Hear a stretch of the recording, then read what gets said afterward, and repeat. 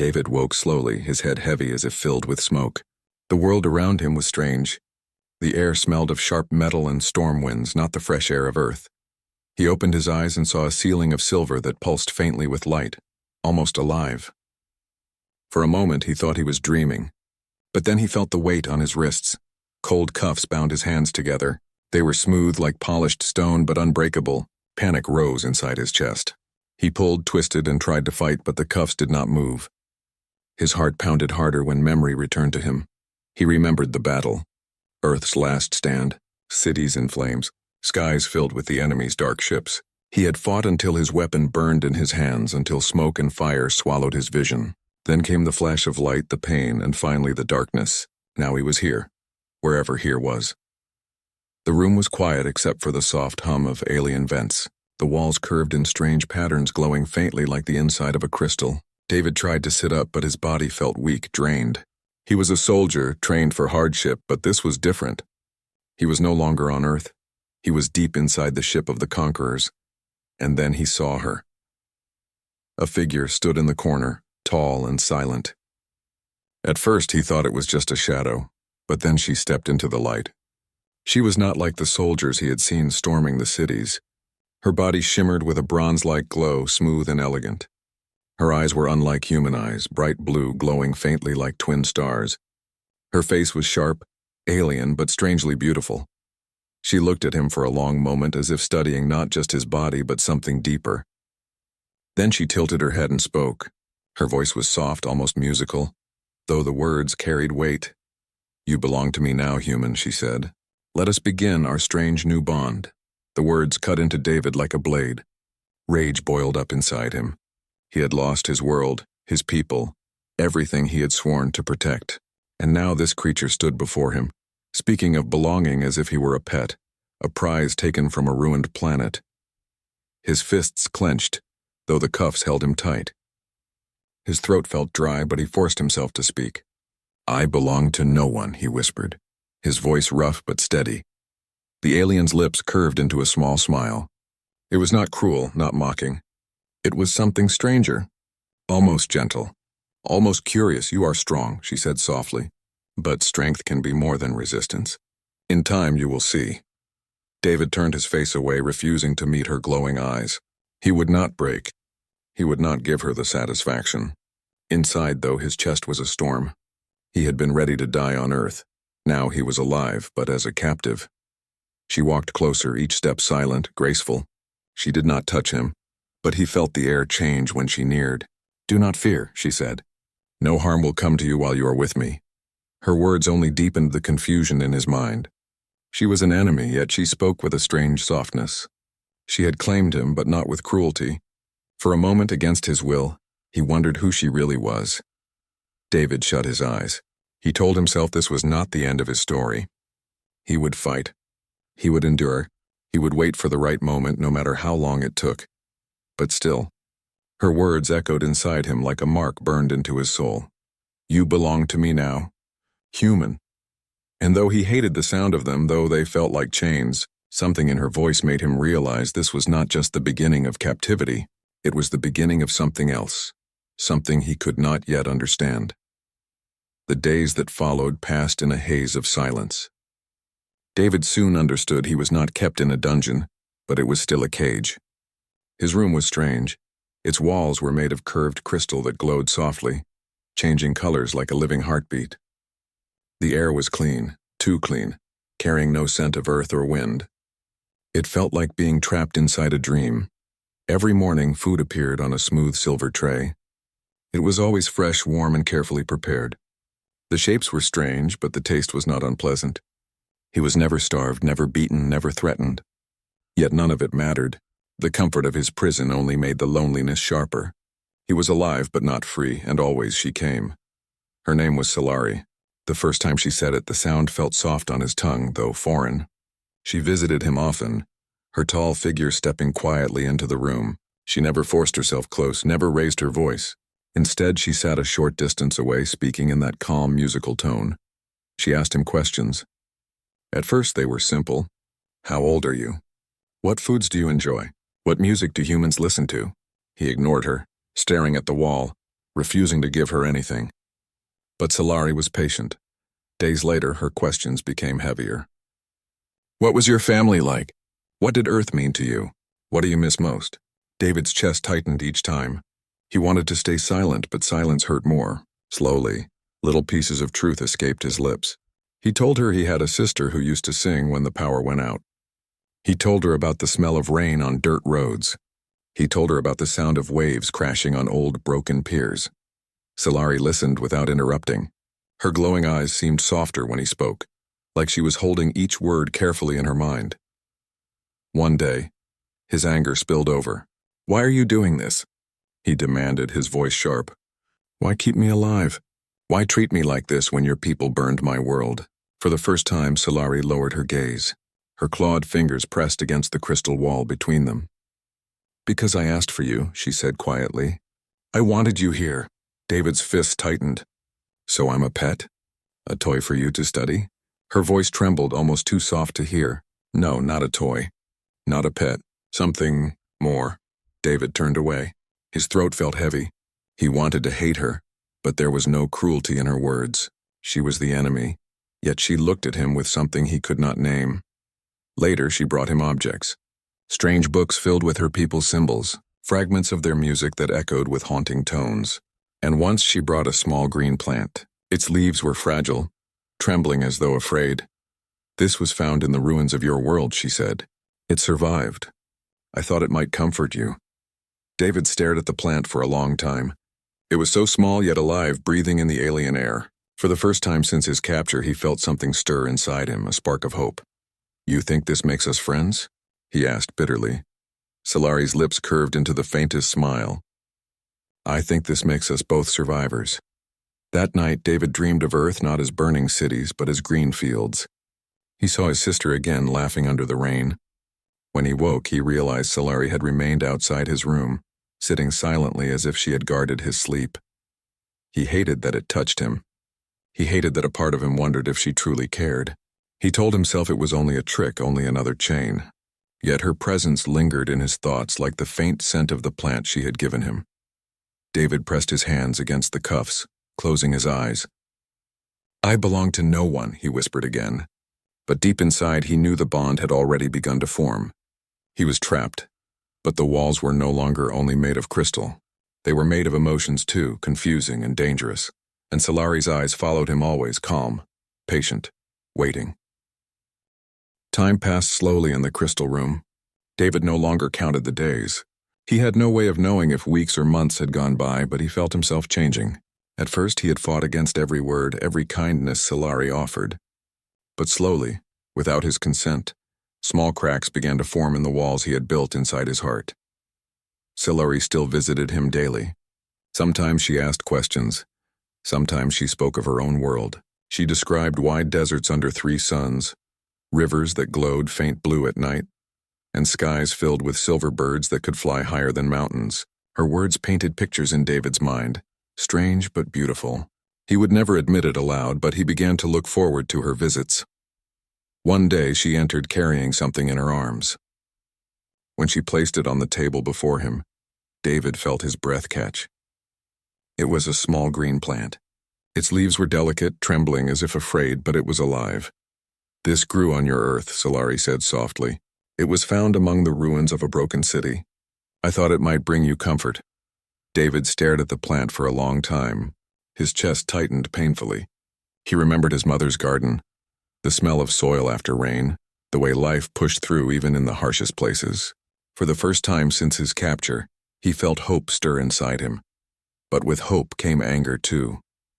His hands clenched into fists. Do you think this makes us friends? He asked, his voice sharp, though it shook. Solari did not flinch. She touched the edge of the table with her long fingers, not the plant itself. I think, she said, this makes us both survivors. Her words sank into him, heavy and strange. He wanted to deny them, wanted to cling to his rage, but deep down, something in her tone reached him. She spoke not like a conqueror, but like someone who also carried wounds.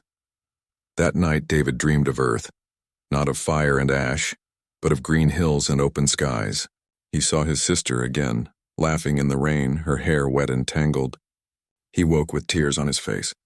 When he sat up, he saw Solari sitting just outside his room, her head bowed as though she had kept watch over his sleep. The sight made his heart ache. Why was she doing this? Why treat him with such care when she could have treated him like all the other prisoners, nameless and broken? The next day, David spoke first. Why do you care? His voice was low, uncertain. Why me?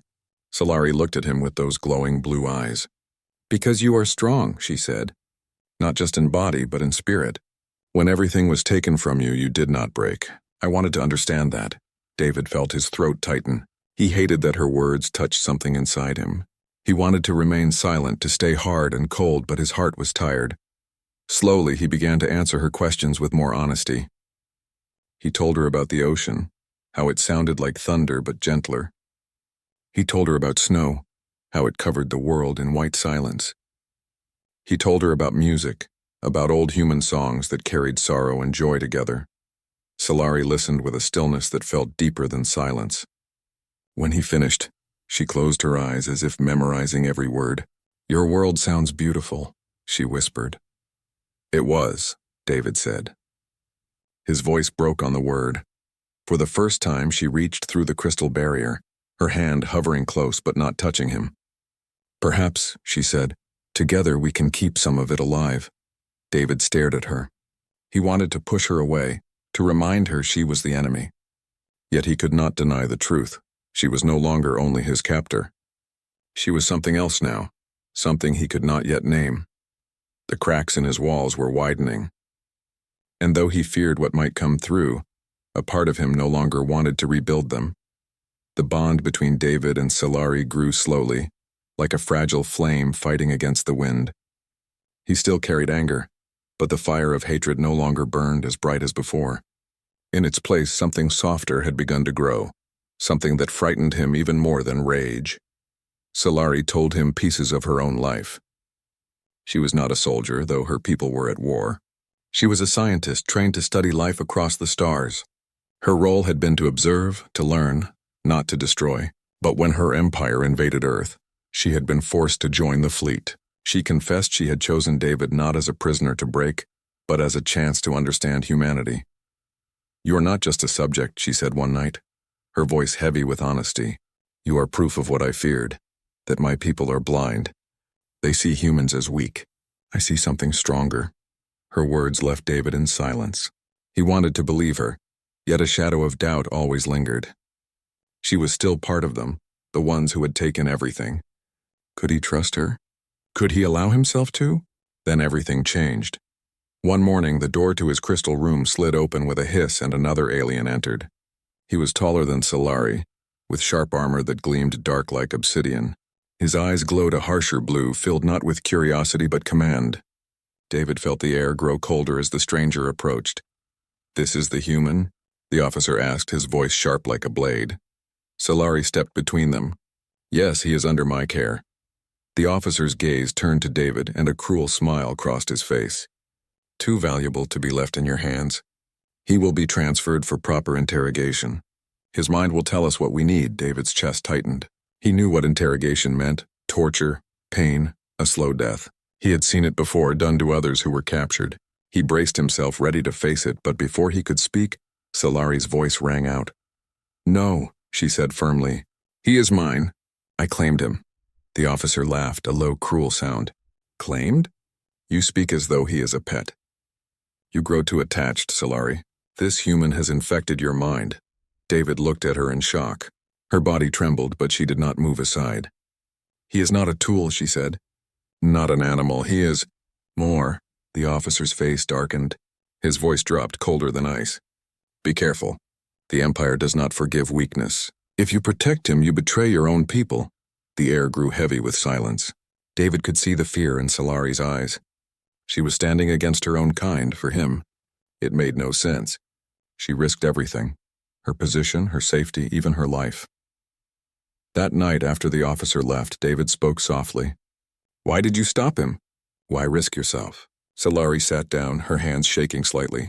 Because I could not watch them break you. Not after everything I have seen in you. You are more human than they will ever understand.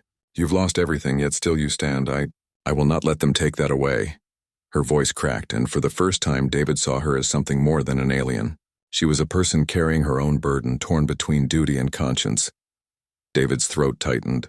He wanted to tell her she didn't have to protect him, that she could walk away and save herself. So he whispered, "Let them take me. You don't owe me anything." Solari turned to him sharply, her glowing eyes burning with emotion. "You don't understand. You've changed me. I used to serve without question. Now I see the lies of my people. I see truth in you.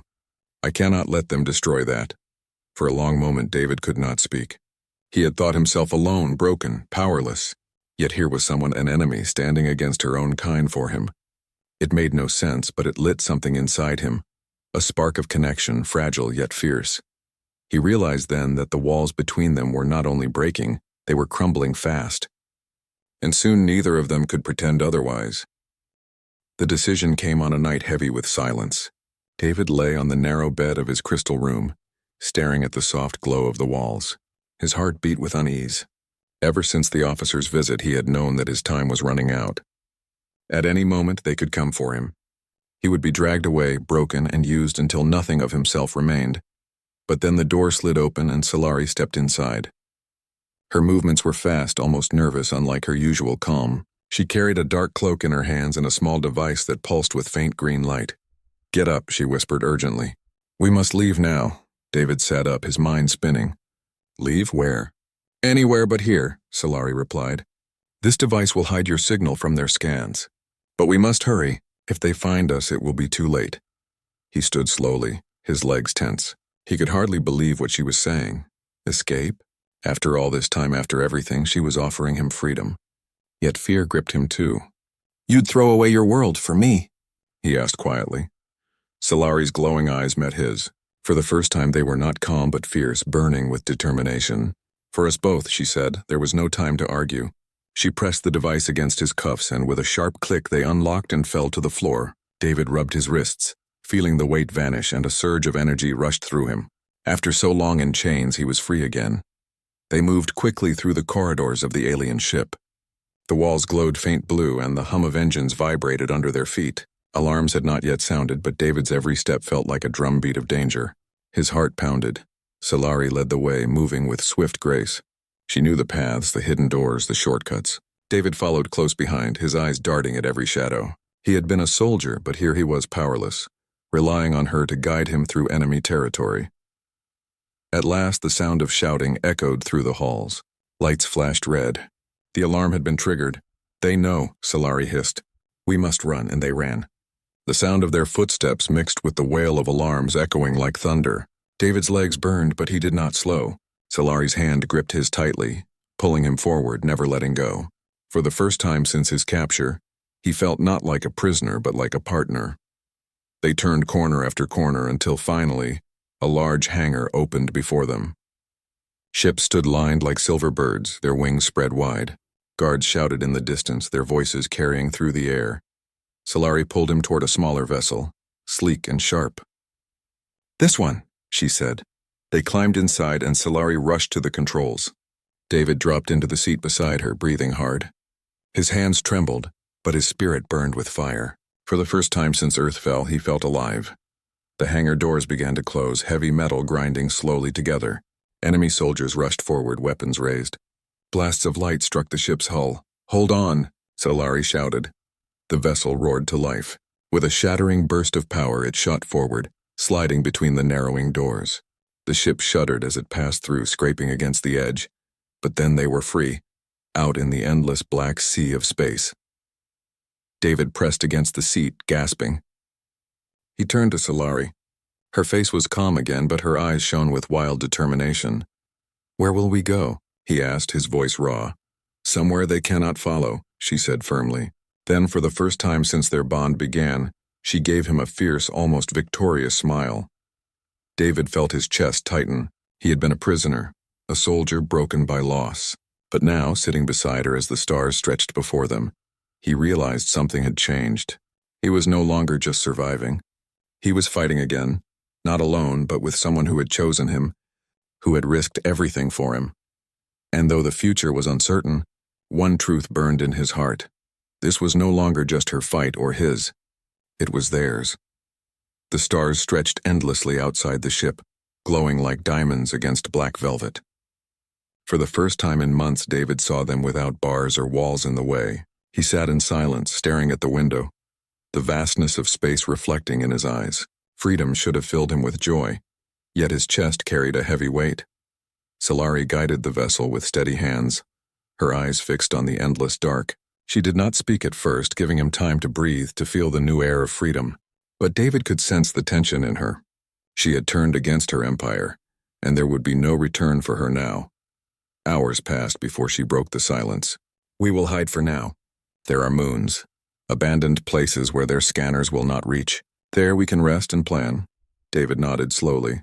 His throat was tight. "You risked everything," he said. His voice was low, almost disbelieving.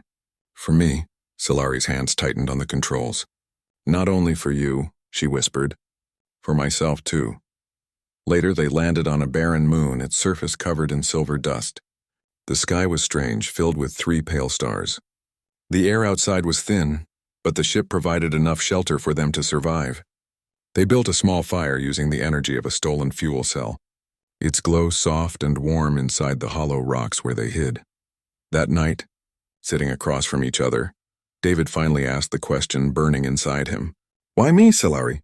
Why not let me go to the others? Why keep me alive?" Her glowing eyes held his. She did not look away. "When I first saw you, I thought of you as a subject, something to study, but you were different. Even in chains, you carried fire in your eyes. You did not bow even when your world was falling. I wanted to understand that." David's chest tightened. He swallowed hard. "And now?" Solari's voice softened, trembling with honesty. "Now I no longer wish to study. Now I only wish to protect. When I said you belong to me now, I meant it not as a claim of ownership. I meant it as a promise that I would not let them break you." Her words struck him like a blade, but not with pain, with something deeper. For so long he had been fighting alone, carrying the grief of Earth on his shoulders. To hear her say she would protect him, not as a captor but as someone who cared, broke something inside him. He lowered his head. "You don't know what you're asking. Humans, no, we don't forget. I can't forgive what your people did." Solari nodded slowly, her face shadowed by the firelight. "And I cannot forgive what my people have become. But perhaps forgiveness is not the bond between us.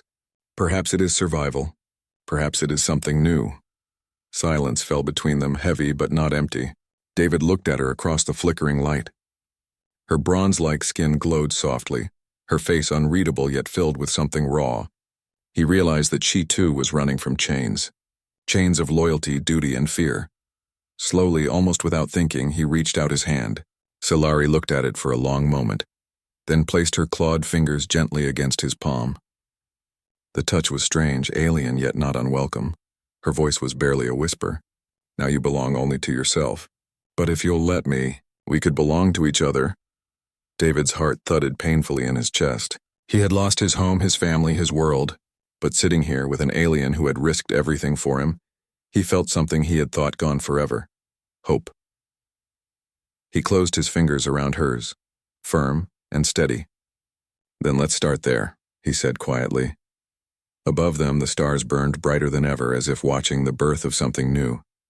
2 souls from different worlds, broken by war, bound not by chains but by choice. And for the first time since Earth's fall, David allowed himself to believe in tomorrow. The days turned into weeks as David and Solari hid on the barren moon. Life there was hard, but it was life.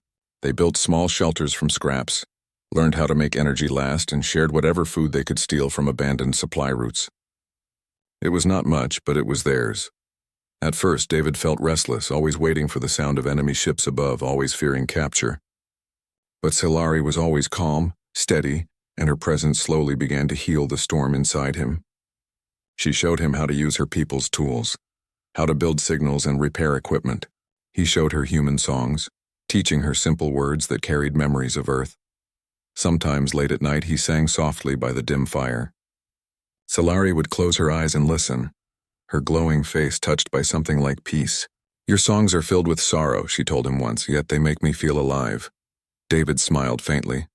That's what it means to be human. To carry pain but keep walking forward.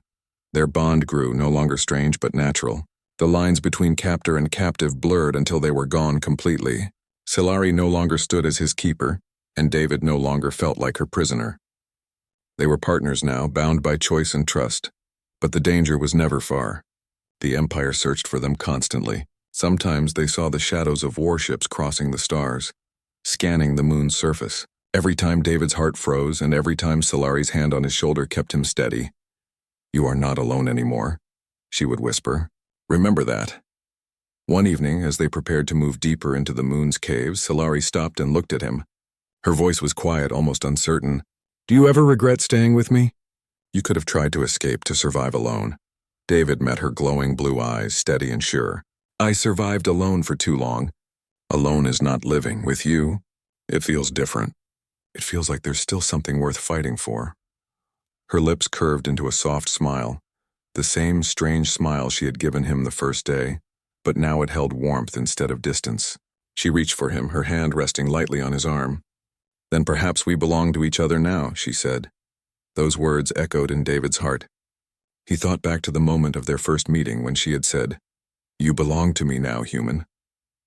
He had hated those words, felt them like chains. But now, hearing her speak of belonging again, the meaning was different. It was not a command. It was a choice. As weeks turned to months, their hiding place became something more. Other fugitives found them, scattered humans who had escaped, and even a few aliens who had turned against the Empire. Silari and David welcomed them. Together they began to build a small refuge, hidden from scanners where broken lives could find safety. David taught the humans how to use alien tools, and Silari taught the aliens what humanity had shown her: resilience, kindness, and the power to hope even in darkness. Slowly, a community was born. It was small, fragile, but real. Sometimes when David looked at the growing group, he felt pride stir in his chest. They were more than survivors now. They were the spark of something greater, something the Empire could never understand. One night, as the fire burned bright and the people around them shared food and laughter, Silari leaned close and whispered the words that had once marked the start of everything. "You belong to me now, human." But this time, David did not flinch. He turned to her, his lips curving into a smile, his voice steady and full of quiet strength. "No, we belong to each other." The stars above seemed to shine brighter, as though the universe itself was listening, from chains to freedom, from hatred to trust, from strangers to partners. Their story had begun in captivity but ended in choice. And under the endless sky of a new world, David knew one truth with all his heart: humanity was not broken, and neither was he. As long as they stood together, there was always a tomorrow,